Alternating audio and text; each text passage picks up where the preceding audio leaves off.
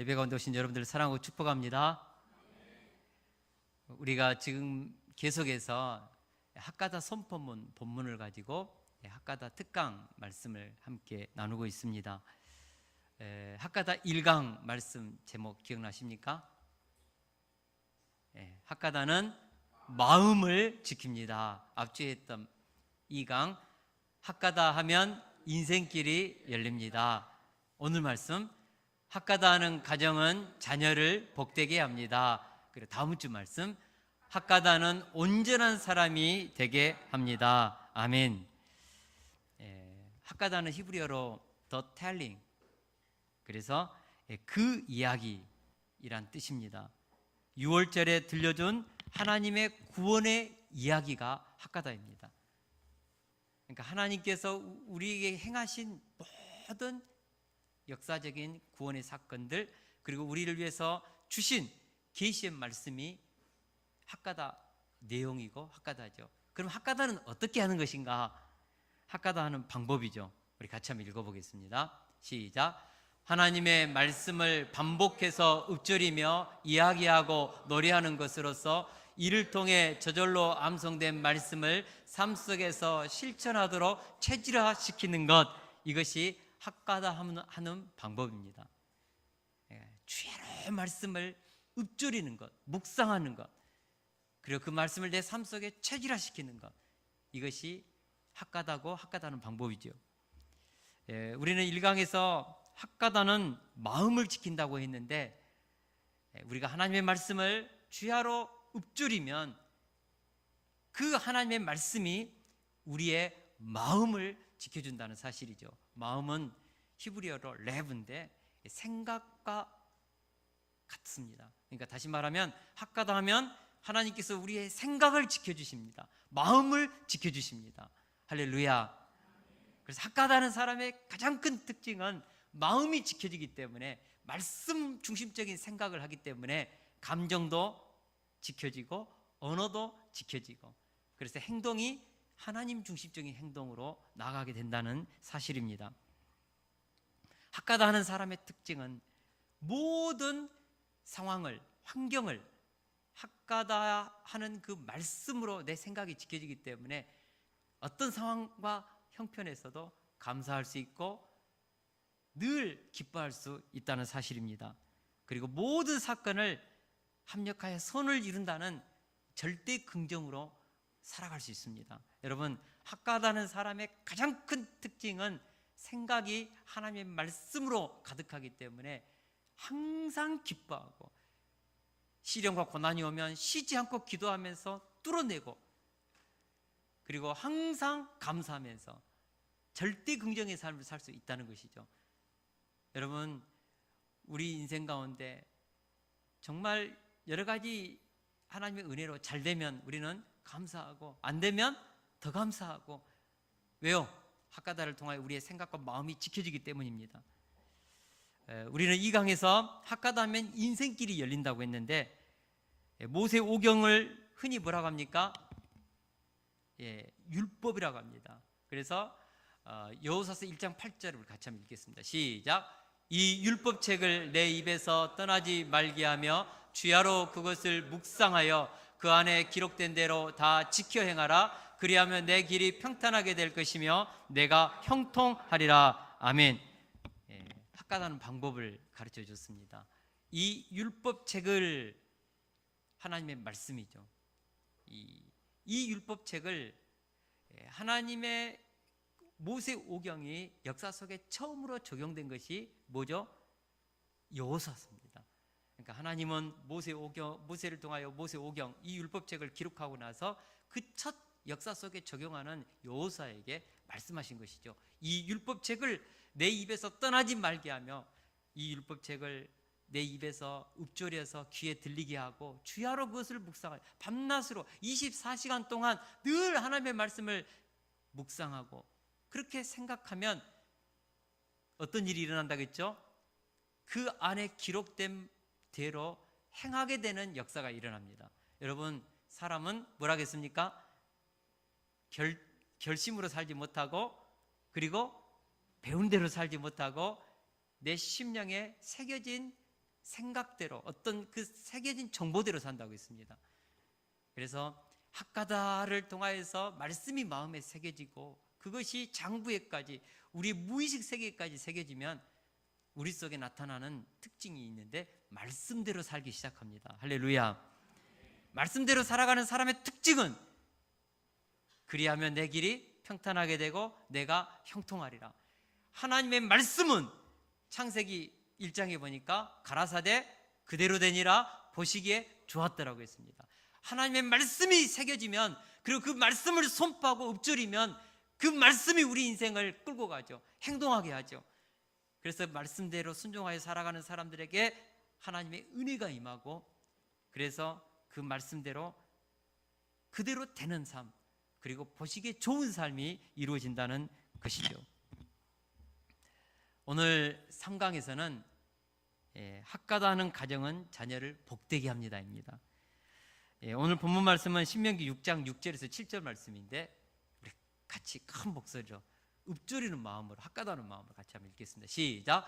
오늘 내가 내게 명하는 이 말씀을 너는 마음에 새기고 내 자녀에게 부지런히 가르치며 집에 앉아있을 때든지 길을 갈 때든지 누워있을 때든지 일어날 때든지 이 말씀을 강론할 것이며. 아멘. 저는 목요일부터 오늘 이 본문을 가지고 계속 학가다를 했는데 이제 매일마다 500번 이상씩 읊조렸거든요. 그러니까 오늘 내가 내게 명하는 이 말씀을 너는 마음에 새기고 내 자녀에게 부지런히 가르치며 집에 앉아있을 때, 길을 갈 때든지 누워있을 때든지 일어날 때든지 이 말씀을 강론할 것이며. 그러니까 이게 그냥 입에서 이제 막 쭉쭉 나오죠. 왜냐하면 저는 굉장히 암기력이 좋지 못합니다. 잘 기억을 못하는데, 근데 말씀을 500번, 1000번, 1500번, 2000번 이렇게 읊조리다 보면 이게 암송이 돼요. 절로 암송이 됩니다. 그리고 새겨집니다. 묵상하게 됩니다. 제가 오늘 이 말씀을 이번 주에 한 2000번 정도 그렇게 읊조리면서 내 가운데, 내 안에 하나님의 이 말씀 가운데, 학가다하는 가정 가운데 세 가지 유익한 점을 깨달았는데, 학가다하는 가정은 자녀를 복되게 합니다. 어떻게 복되게 하는가? 왜 복되게 하는가? 세 가지죠. 첫째로 같이 한번 읽습니다. 시작. 학가다하는 부모님은 말씀대로 살기에 자녀들이 선한 영향력을 받습니다. 아멘. 오늘 말씀해 보니까 하나님께서 뭐라고 합니까? 오늘 내가 내게 명하는 이 말씀을 너는 마음에 새기고. 그러니까 오늘 내가 내게 명하는, 이때 너는 누구죠? 오늘 내가 너에게 명하는 이 너는 누구예요? 부모님을 가리킵니다. 자녀들에게 부지런히 가르쳐야 될 부모님을 지칭합니다. 그러니까 하나님은 모세를 통하여서 부모님들에게 하나님의 말씀을 너는 마음판에 새겨라, 이렇게 말씀하고 있습니다. 여러분, 학가다하는 부모님은 말씀이 마음판에 새겨지는 것이죠. 여러분, 말씀이 마음판에 새겨지게 하기 위해서는 방법은 단 하나밖에 없습니다. 그게 뭐죠? 단순, 반복, 지속적으로 말씀을 계속해서 읊조리면요, 말씀이 뇌 속에요, 자기도 모르게 새겨져요. 자기도 모르게 입술에서 줄줄줄 나옵니다. 이게 새겨지는 것이죠. 여러분, 말씀이 마음판에 새겨져야 합니다. 우리의 뇌에 저장되고 장부에 새겨지고, 그래서 무의식 세계까지 하나님의 말씀이 새겨져야 합니다. 그렇게 새겨질 때 어떤 역사가 일어납니까? 부모님의 언어가 하나님 중심적인 언어, 생명의 언어, 구원의 언어, 자녀들에게 은혜를 끼치는 언어, 살리는 언어가 되죠. 칭찬하고 격려하는 언어를 쓸 수 있습니다. 그래서 하나님의 말씀이 그의 부모님의 심령에 새겨지면요, 가장 큰 혜택을 누가 봅니까? 자녀들이 보는 것이죠. 여러분, 많은 사람들이요, 이 자동적인 사고를 하게 되는데, 이 자동적인 사고는요, 상황과 환경에 의해서 반응하는 이 자동적 사고죠. 이 자동적 사고는요, 대부분 다 그런 것 같아요. 어렸을 때 부모의 양육 패턴 속에서 인생 같은 사연 속에서 이 자동적 사고가 내 무의식 속에 형성되어 있어서 어떤 상황과 환경이 딱 오면요, 그 주제만 뜨면 그 사람은 이성을 잃어버리고 그 환경 앞에 반응합니다. 남편이 어떤 주제만 딱 건으면요, 아내가요 입에서 이 감정 컨트롤이 안 돼요.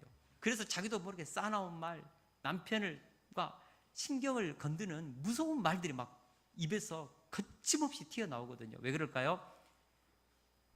그의 깊은 무의식 세계 속에 새겨진 어렸을 때 부모로부터 받았던 양육 패턴의 그 언어들이, 상처들이, 아픔들이, 자기 인생 가운데 그 눈물 같은 사연들이 있기 때문에 그것만 건들면 이게 그런 상황 속에서 감정이 컨트롤이 안 됩니다.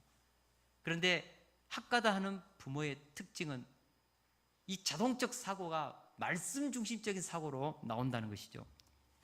그것이 자녀들을 복되게 합니다. 할렐루야. 꿈에서도 하나님 중심적인 생각을 하는 부모가 될 수 있기를 축원합니다.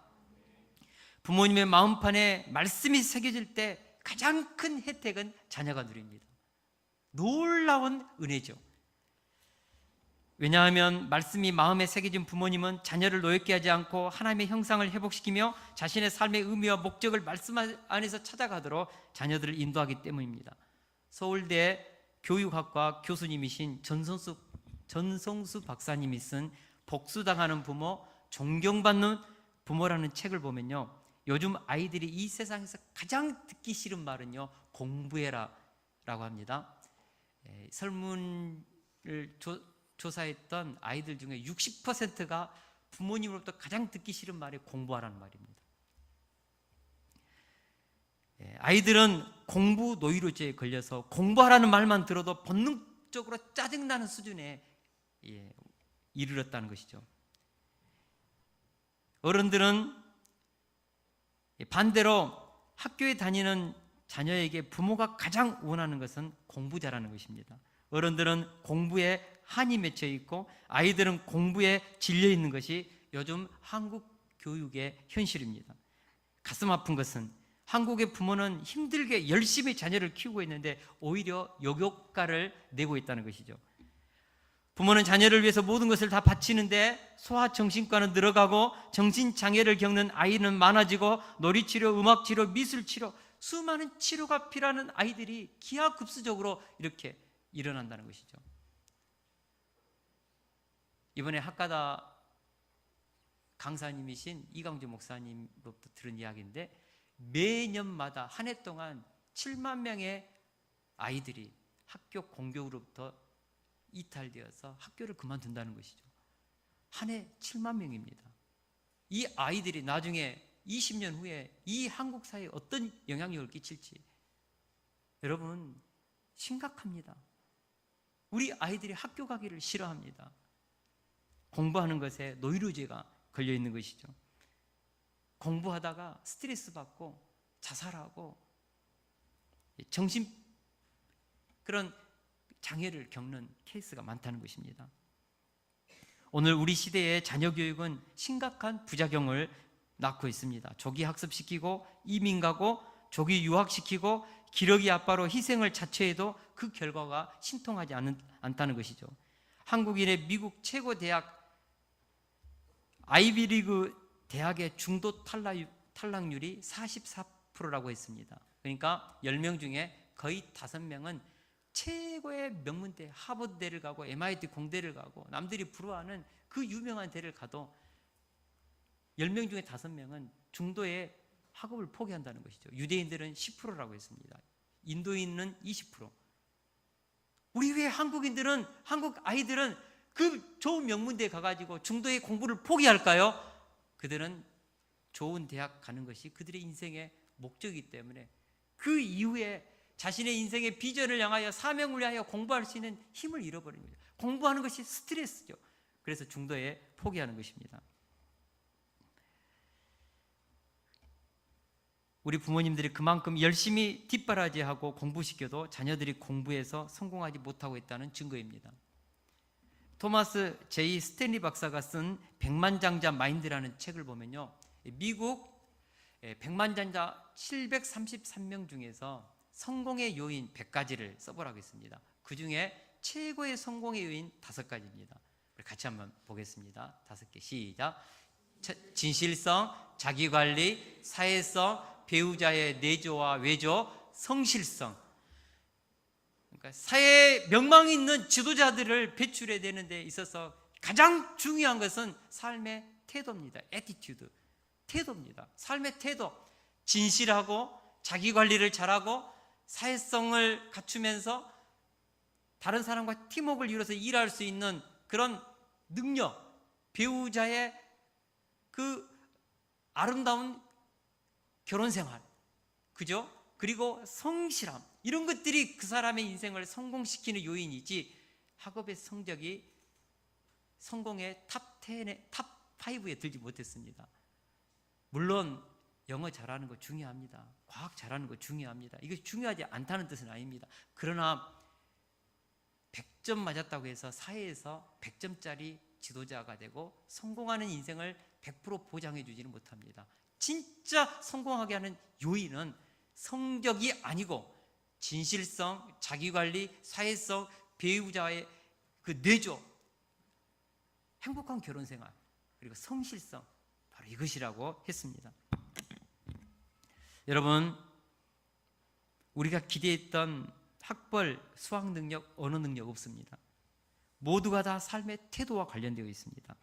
우리 아이들이 미래를 성공적으로 만들어가는 가장 중요한 요인이 바로 이런 진실성과 성실성이라는 것이 참 우리에게 던져주는 놀라운 통찰력을 갖게 한다는 것이죠. 이런 부분에서 유대인들의 교육법은 우리나라 인류대학 진학 위주의 교육과는 차원이 다르다는 사실입니다.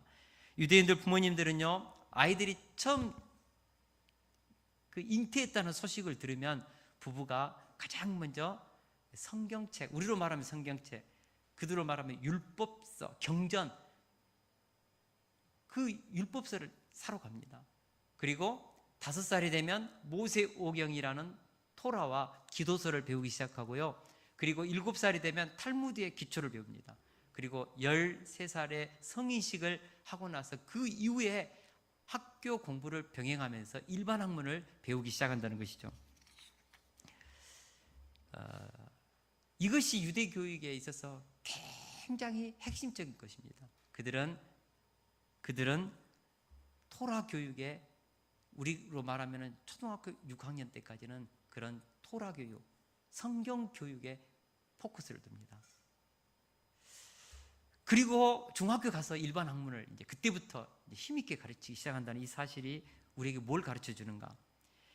유대인 교육은 유대 교육의 목적이 있습니다. 그것은 내가 누구인지, 나의 존재적인 정체성을 깨닫게 하는데 목적이 있다는 것이죠. 특별히 토라는 삶의 기준과 원칙, 윤리적인 삶의 방향을 정해줍니다. 그래서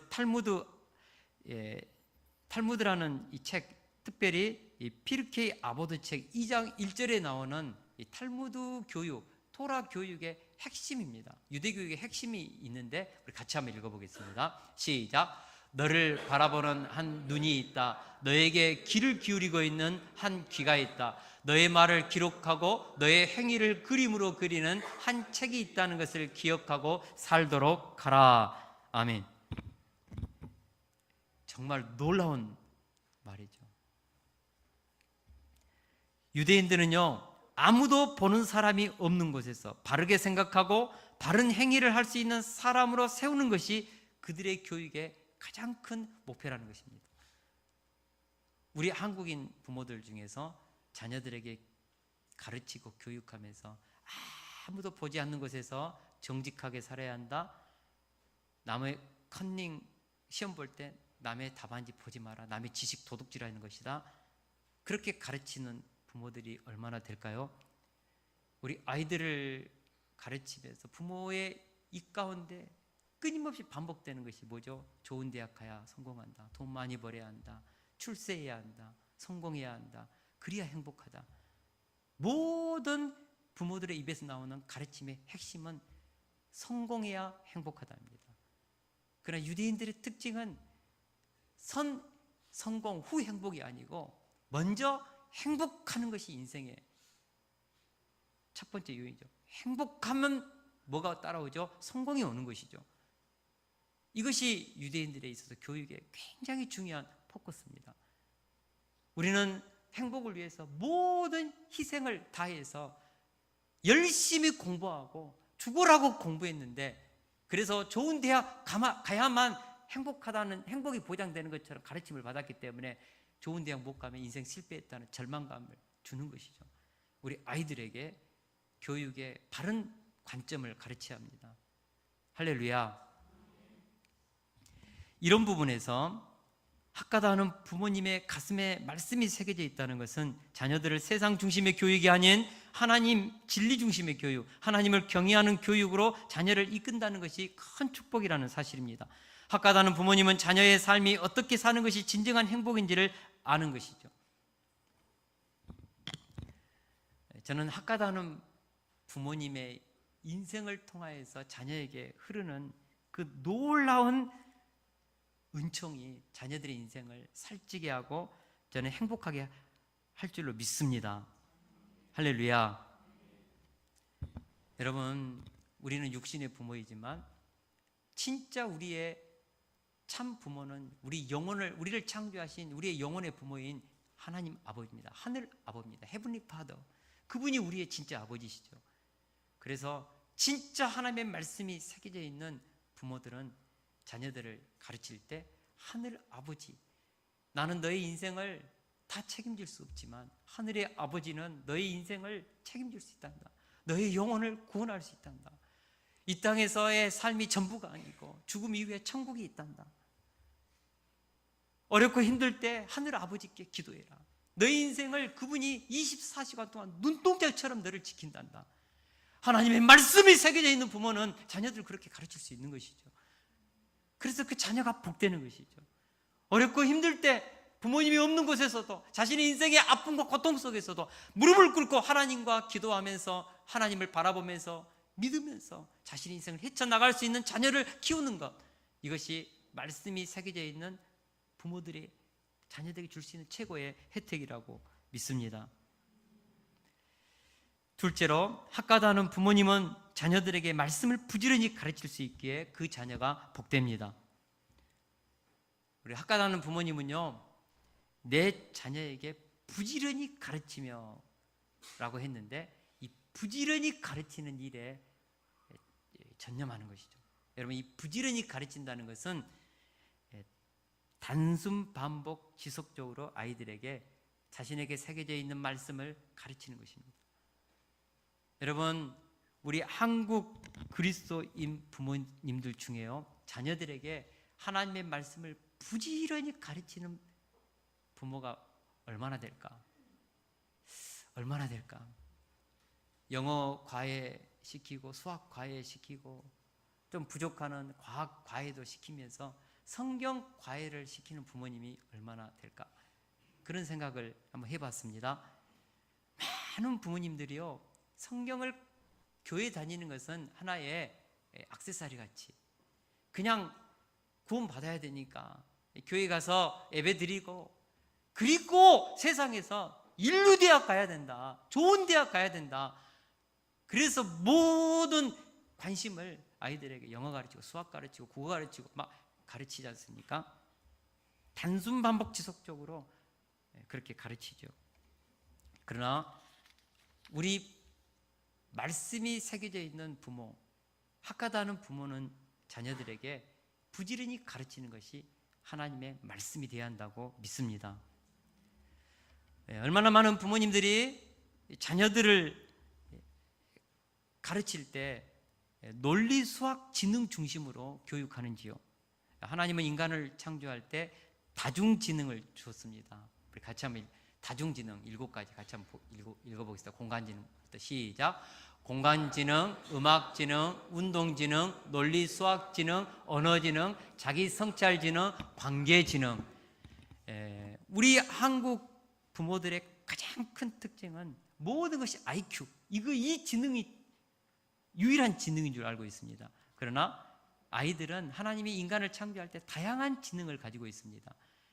공간을 잘 파악하는 아이들은요, 딱 보면은 어디로 가야 될지, 어디 도시에 딱 들어서면 어디로 가야, 어떻게 운전을 하고 가야 될지 그 지리가요, 지역이 싹 파악이 됩니다. 공간 지능이 탁월하죠. 그러니까 공간 지능이 탁월한 아이들은 공간을 통하여서 세상의 지식을 습득합니다. 그리고 공간적으로 자신의 어떤 지식을 펼쳐나가죠. 공간 지능이 탁월한 아이들이 있습니다. 또 음악 지능이 탁월한 아이들은 음악을 통하여서 세상의 지식을 습득하고 자신의 생각을 펼쳐나가는 그런 음악 지능을 가진 탁월한 아이들이 있죠. 운동 지능, 박지성과 같은 운동선수는요 공부 많이 못했어요. 근데 운동 지능은 우리 그 IQ로 말하면 150, 160이에요. 그러니까 운동 지능이 탁월하는 거죠. 그는 운동을 하면서 뭘 익힙니까? 사회성을 익히고 팀워크를 익히고 인내를 익히고 자기 한계를 극복하는 법을 다 운동하면서 배우는 거죠. 여러분, 운동 지능을 통해서도 어마어마한 지식을 습득합니다. 운동 지능, 논리 수학 지능, 수를 통하여서 지능을 어떤 지식을 습득하고 언어 지능, 많은 단어들을 습득하고 외국어를 습득하면서 지식을 습득 확장해가는 언어 지능도 있고 자기 성찰 지능, 내가 누구인지, 인생의 목적이 무엇인지, 철학적인 사고를 통하여서 세상에 지식을 습득하는 자기 성찰 지능이 탁월한 사람도 있습니다. 저 같은 경우 인생이란 게 뭐냐 저는 수학 지능이 굉장히 늦고 언어 지능도 늦었거든요. 저는 초등학교 3학년 때부터 국어를 완전히 습득했습니다. 맨 1학년 때 남아서 그 야간 자습했거든요. 그러니까 저는 우리 하늘이를 보면 이해가 돼요. 좀 습득하는 것이 좀 늦거든요. 근데 요즘 보니까 나보다 더 훨씬 탁월하더라고요. 근데 여러분, 그 수학 지능, 논리 수학 지능이 낮은 사람은요 굉장히 다른 이쪽으로는요 습득 능력이 떨어집니다. 그 다음에 관계 지능, 사람과의 관계를 통하여서 지식을 습득합니다. 그러니까 이런 다중 지능이 다 있습니다. 있어요. 우리 지우는요 운동 지능과 공간 지능이 탁월한 것 같아요. 또 관계 지능도 있고. 그러니까 아이들마다 다 달라요.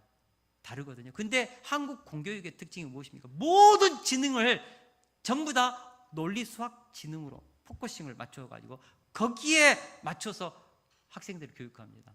그러니까 한 학급에 4% 정도, 좀 확장하면 10% 정도, 이 아이들은 논리 수학 지능으로 가르쳐도 따라와요. 걔네들은 공부를 아주 잘하죠.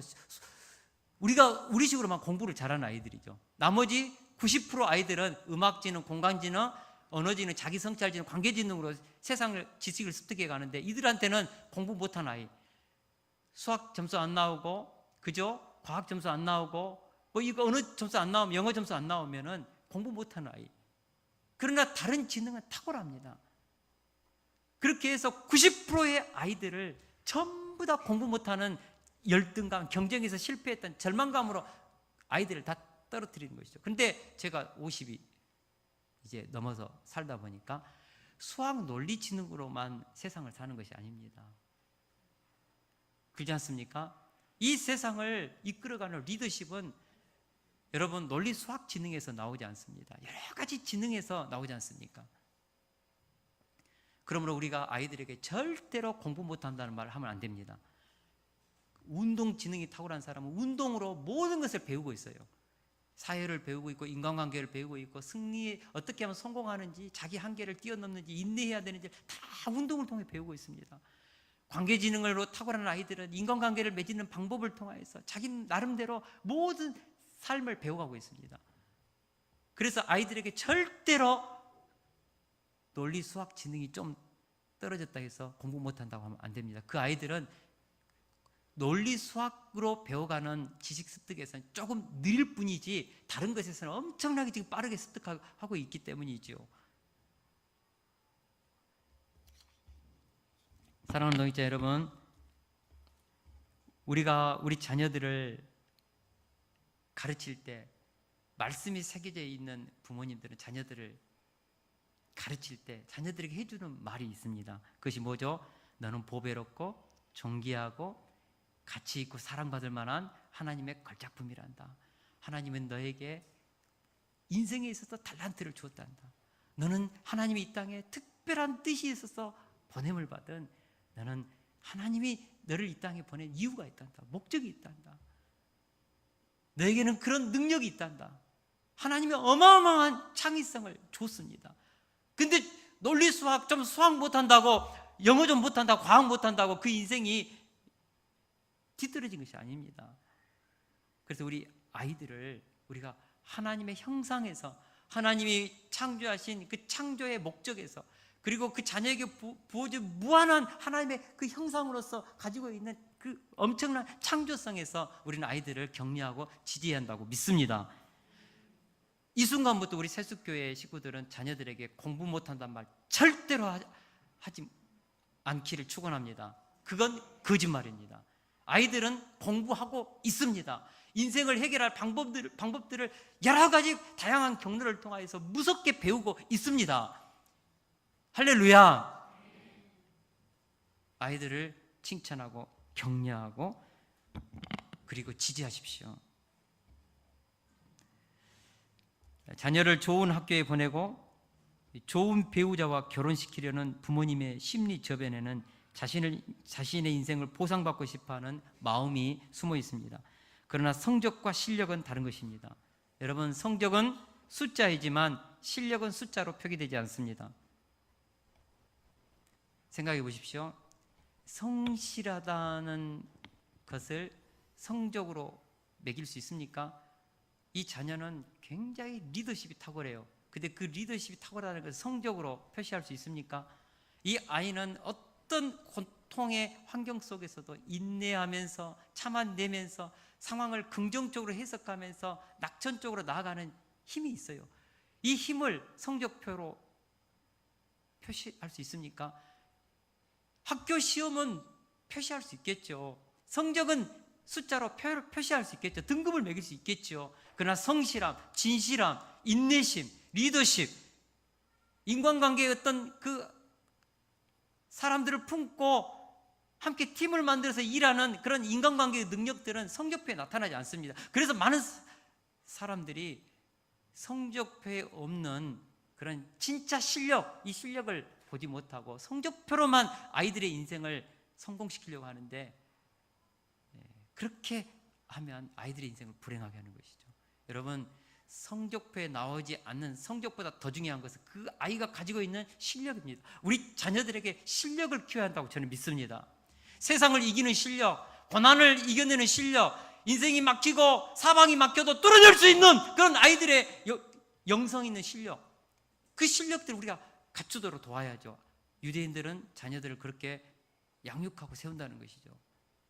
물론 제가 성적이 중요하지 않다는 것은 아닙니다. 그러나 그 성적보다 더 중요한 것은 성적표에 나타나지 않은 실력입니다. 그 실력을 갖추도록, 삶에 대해서 태도를 갖추도록 지금부터 아이들에게 말씀으로 단순 반복 지속적으로 가르치는 부모가 되어야 한다고 믿습니다. 성적 향상을 시키기 위해서 부모님의 간섭을 많이 받는 아이일수록 부모님으로부터 벗어나려고 몸부림을 칩니다. 그리고 그 벗어나는 방법이 폭력, 불량습관, 게임, 술 먹고 담배 피우는 것, 부모님에게 들이받는 것. 왜요? 모든 자신의 삶을 부모님이 다 세팅해주고 자꾸 성적 위주로만 키우니까, 스트레스 받으니까. 여러분, 삶에 있어서 가장 중요한 것은 동기입니다. 삶의 동기가 우리 인생을 펼쳐내게 하죠. 자기 동기의 진정한 효과는 하기 싫은 일을 해야 할 때 나타납니다.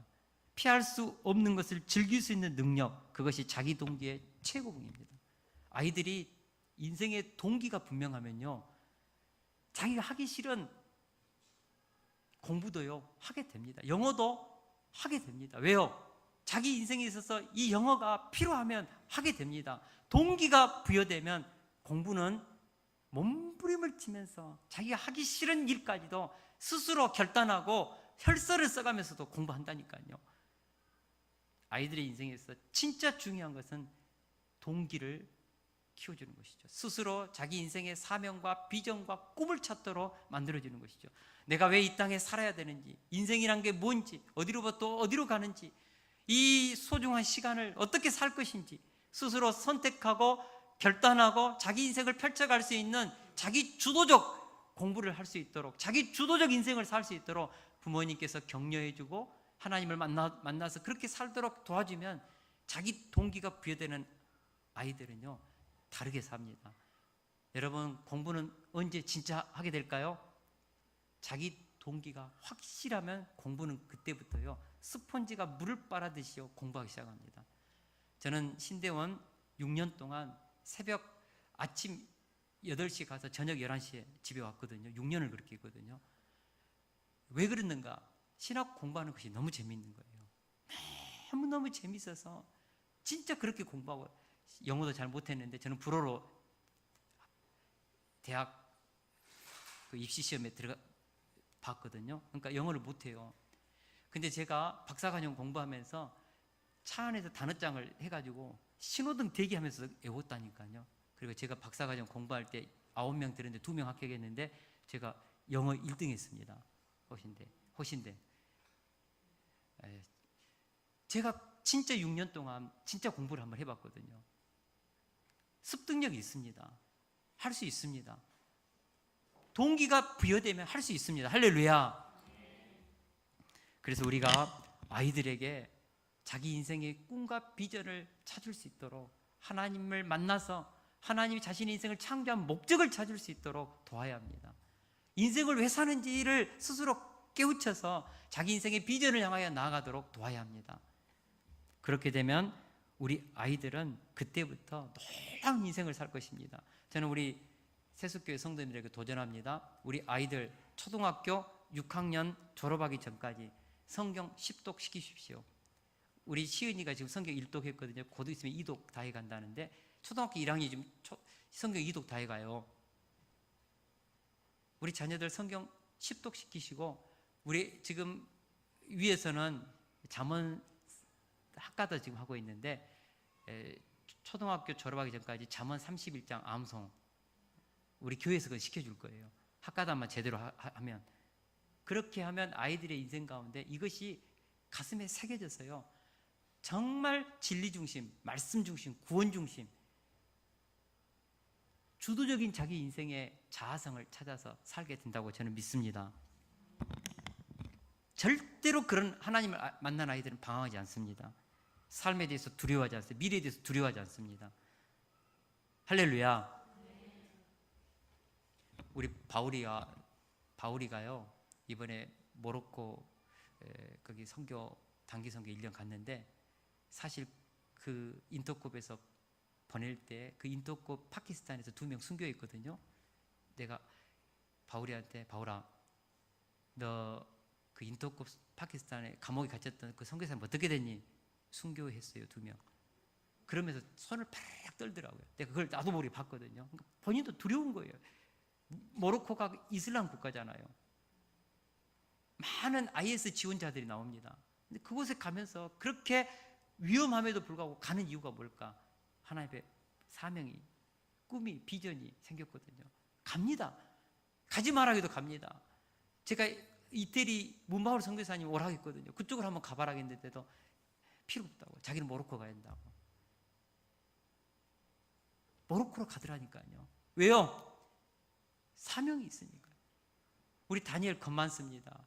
러시아 인기시에서 1년 6개월 있었거든요. 1년 있고 나서 6개월 더 있겠다고 전화가 왔어요. 매일 전화할 때마다 아빠 괜찮니? 괜찮아요. 있을만해요. 나중에 와서 들어보니까요. 그곳에 있는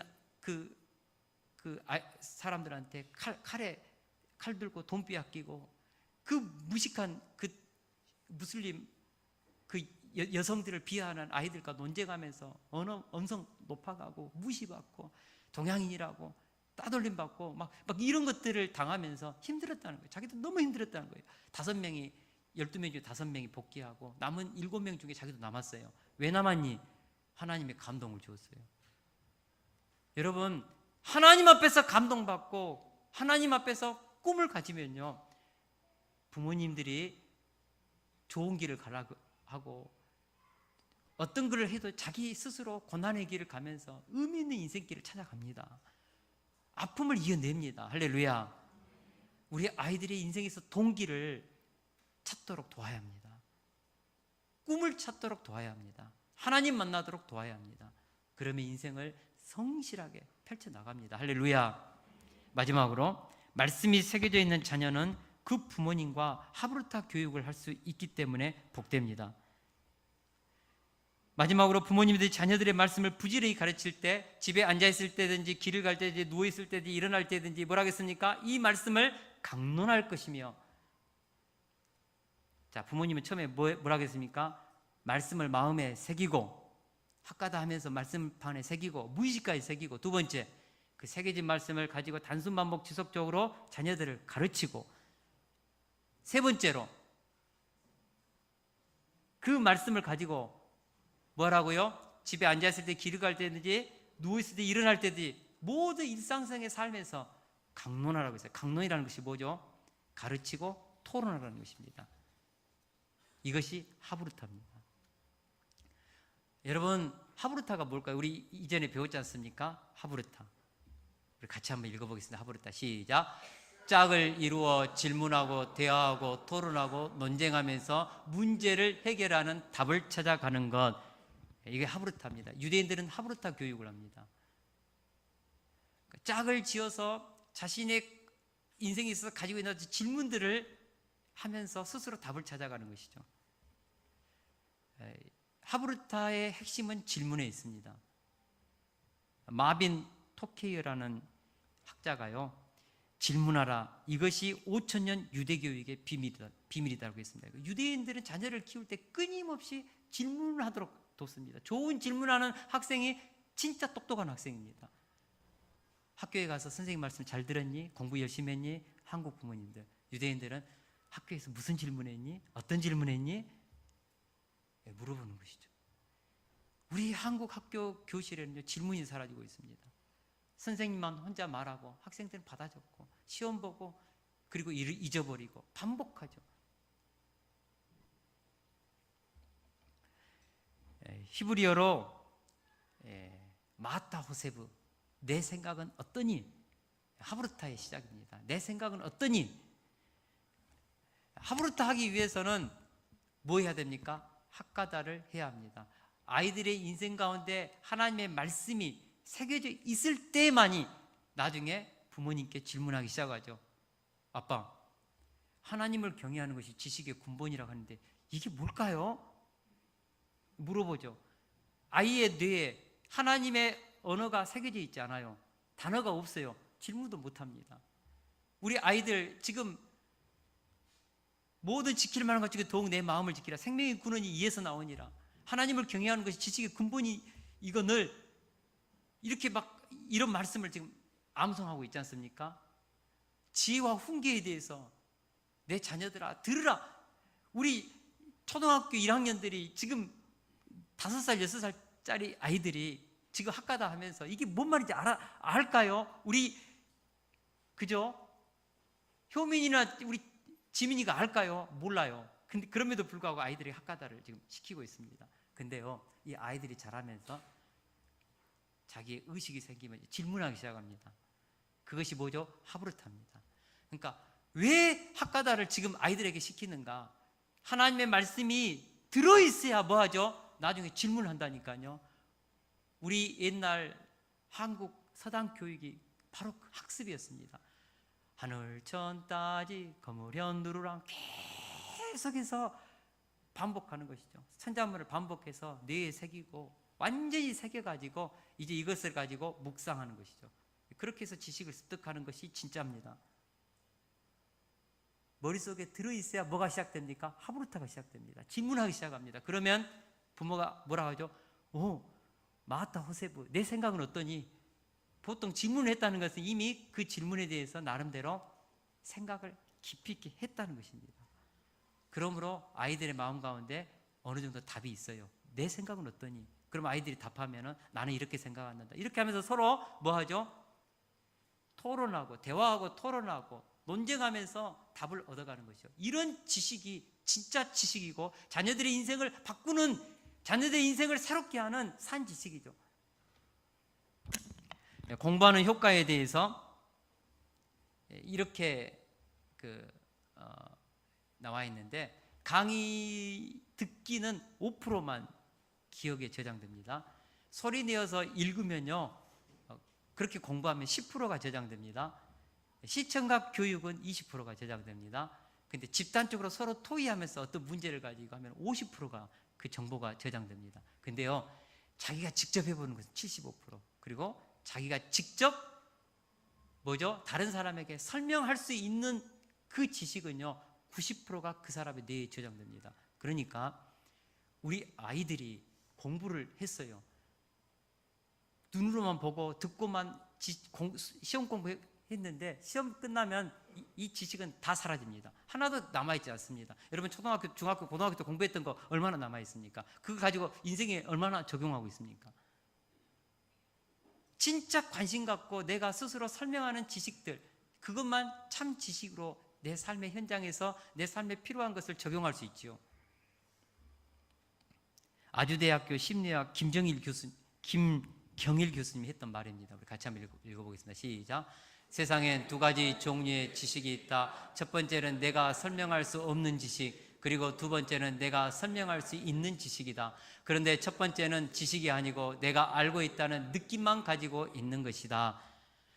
성경에 대해서 많이 배웠어요. 이번에 복음 12강을 마치고 나서 시험 봤거든요.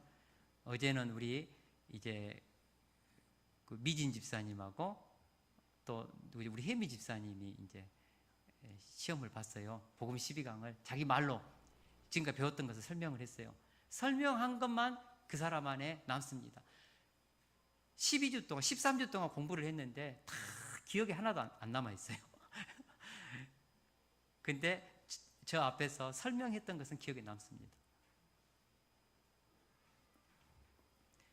알고 있다는 것은 느낌뿐이지 설명이 안 되는 지식은 지식이 아닙니다. 그걸 가지고 현장에 적용할 수 없습니다.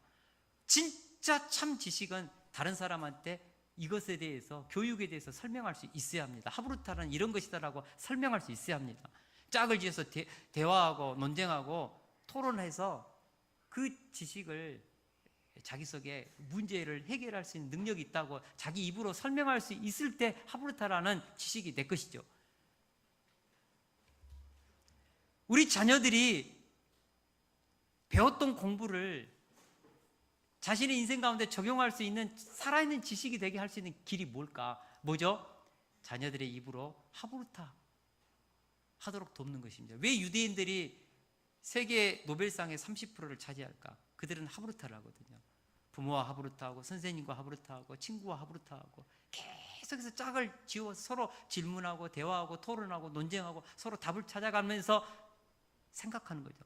그렇기 때문에 유대인들의 평균 IQ가 94고 우리나라 평균 IQ 107입니다. 세계 최고의 IQ를 가졌지만 문제를 해결할 능력은 턱없이 떨어지고 창의성은 턱없이 낮는 것이죠. 유대인들은 94밖에 되지 않는 IQ를 가진 이 아이들이 자라서 세계를 지배할 수 있는 천재적인 능력을 갖출 수 있는 힘이 뭘까? 질문하고 대화하고 토론하고 논쟁하면서 문제를 스스로 해결할 수 있는 능력을 어렸을 때도 키워주기 때문에 그렇습니다. 우리 한국 아이들은 고등학교 딱 졸업하면 공부가 지겹습니다. 스트레스 받는 공부. 이제는 그만하고 싶다. 대학 들어가면요 책 집어 던져버립니다. 전공 겨우겨우 어디 가서 다시 공부하죠? 직장 가가지고 다시 배웁니다. 미련하고 바보스럽게 공부하죠. 유대인들은 평생 교육을 합니다. 아인슈타인은 죽으면서도 자기에게 떠오르는 영감을, 아이디어를 옆에 적었다고 그래요. 죽어가면서도, 임종하면서도. 이것이 유대인들의 공부 방법. 평생 교육입니다. 평생 교육. 제가 우리 서재윤 집사님, 박현정 성도님 그 치킨 사업을 하는 걸 보니까 엄청나게 연구하시더라고요. 정말 열심히. 그래서 지금 얘기를 들어보면 전문인들이에요. 그 방면에서 전문가입니다. 그러니까 산 지식이죠. 그 지식은 산 지식. 남들한테 얘기하라 하면은 1시간, 2시간, 3시간 강의할 수 있겠죠. 할 수 있습니다. 어마어마한 가지고 있는 능력이 있죠. 사랑하는 동역자 여러분, 우리 아이들을 우리가 제대로 한번 키워봅시다. 고등학교 졸업하고 나서 정말 공부하기 지겨워서 책 던져버리고 이제는 공부 그러면은 스트레스 받아가지고 공부에 공짜도 나한테 얘기하지 말라고 그렇게 짜증내는 아이들이 아니라 공부가 즐겁고 인생의 답을 찾아가는 자신의 인생의 꿈과 비전과 행복을 이루는 행복한 도구로 그리고 공부를 통하여 인생의 해답을 얻어가는 그런 참된 진리의 상아탑의 어떤 공부를 하도록 우리 아이들을 우리가 돕자고요. 그것을 위해서 우리 부모님들에게 부탁합니다. 너 공부 못한단 말 하지 마십시오. 그리고 아이들을 꿈을 찾아주십시오. 사명을 발견하게 해주십시오. 가장 좋은 길은 성경을 학가다하도록 돕는 것이다. 말씀을 읽게 하는 것입니다. 하나님을 만나게 하는 것입니다. 내가 왜 태어났는지, 무엇을 위해 살아야 할지, 인생의 존재의 의미가 무엇인지를 깨닫게 하는 것입니다. 그런 자녀들은요, 때가 되면 부모님들 공부하지 말라고 해도 공부하기 시작합니다. 언어를 습득합니다. 무서운 속도로 습득합니다. 다니엘이가 1년 6개월 동안 러시아어를 공부하더니요, 거기에서 현지인들과 이게 대화가 가능하대요. 왜요? 하나님의 성교를 위해서 진짜 코피 흘리면서 공부한 것이죠. 목적이 있으면 공부하기 시작합니다. 그리고 나서 저한테 했던 말이, 아빠 이제 영어를 어떻게 공부할지 알겠어요. 여러분, 아이들에게 꿈이 있으면 공부합니다. 성공해서 행복을 추구하는 인생이 아니라 먼저 행복하게 내 인생의 삶의 자리에서 행복한 인생을 살면서